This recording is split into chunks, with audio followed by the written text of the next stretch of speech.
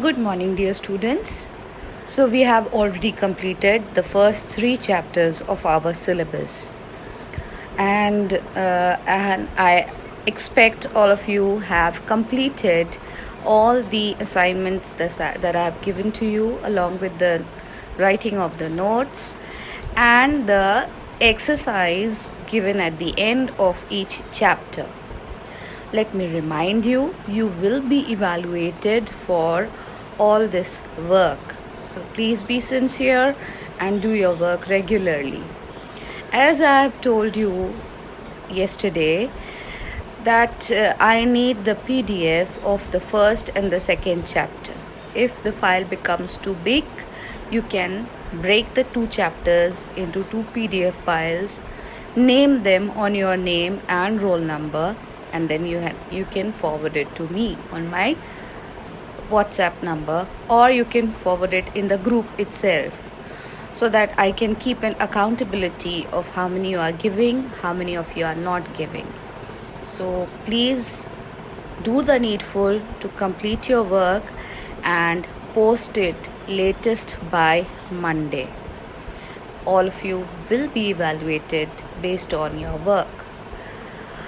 Normally, when in school we have a normal class, I take class test as soon as I finish a chapter.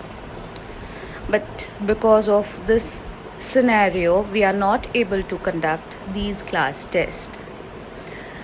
Monday after submission, I want all of you to write a short test, and you will post the PDF again to me along with your work.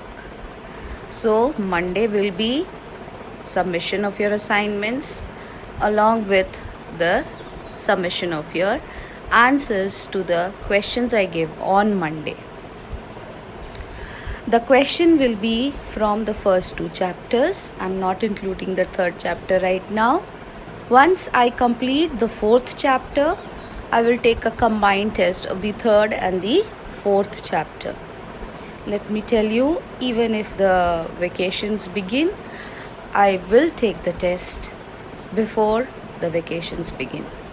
So please be sincere and up to date with your work so that you don't have any difficulties. All the best for the day.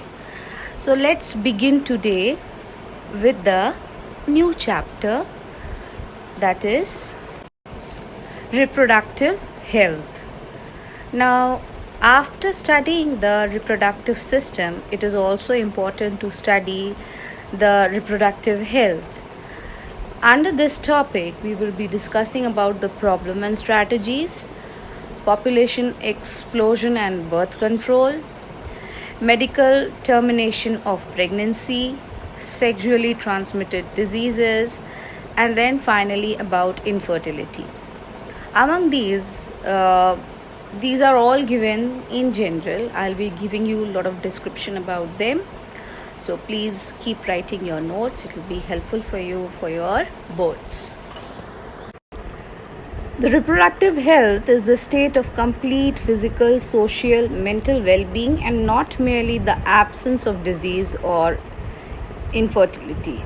In all matters relating to the reproductive health system, it processes and functions. Implications: people are able to have a responsible, safe, consensual, satisfying sex life, capability to reproduce, and freedom to decide if, when, and how often to do so. Literally speaking, the term reproductive health refers to the healthy reproductive organs with normal functions. In broader perspective, it also includes the emotional and social aspects. WHO, the World Health Organization, has defined it as a total well-being of physical, emotional, behavioral, social aspect of reproduction. According to a society can only be termed as reproductively healthy if people have physical, functional, normal reproductive system. However, the increasing population of the world is hindering the task of making a healthy society.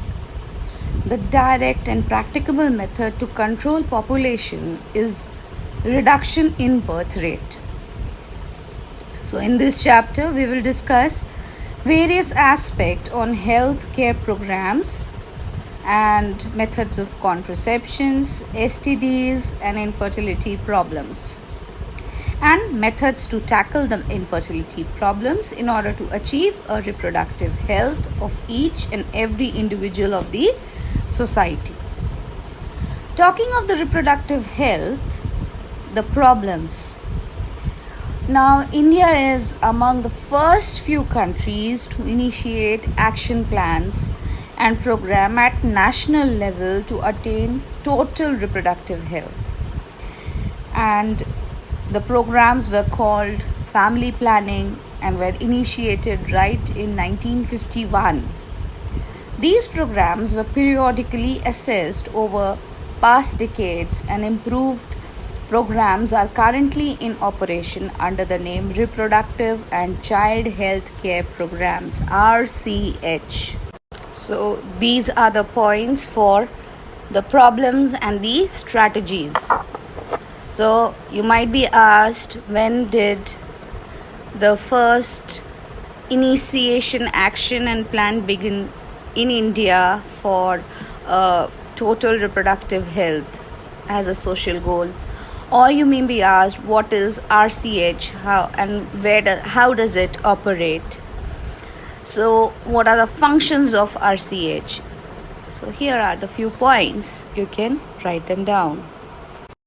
You might be aware that nowadays also, and it has been happening through the social media, through posters in the doctor's clinic, people keep posters, banners, and they give advertisement speaking about keeping a smaller family, healthy family, then uses of contraceptives. There are so many advertisements coming right on the radio, on the television.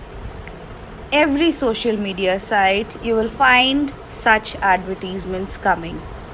Now the main aim of the government is to see, we all are reading about these, learning about the process, how it is happening, how it is affecting us, what is reproductive health, which is good for us, which is a healthy human being, who is not a healthy human being, what are the complications. We know, we are educated people, but there is a huge mass of people who are not educated. So sex education became an important topic, and it was introduced in the syllabus, and children are being taught right in the high school about the reproductive health of a person. Not only that, those people who are left behind, who are not taught, these might have heard about Anganwadis and all. There people call the uneducated mass of people and give them an education about the reproductive health and how it works, how it is helpful, how to go about it, and so making the whole thing a social issue. Through the help of audio visuals, print media, to create awareness. What is it? We are creating awareness among people. You all are also aware enough, having good enough knowledge to spread awareness among people. Now, family member, close relations are involved in the awareness. Sex education is introduced in school to provide awareness. Proper information about reproductive organs, adolescence, related changes, safe and hygienic sexual practices, sexually transmitted diseases, AIDS, everything is discussed. Again, with the increased hype in this social media, the adolescent children who don't study properly, They are unaware about the reproductive health, and they may take things into their own hands and create problem for themselves.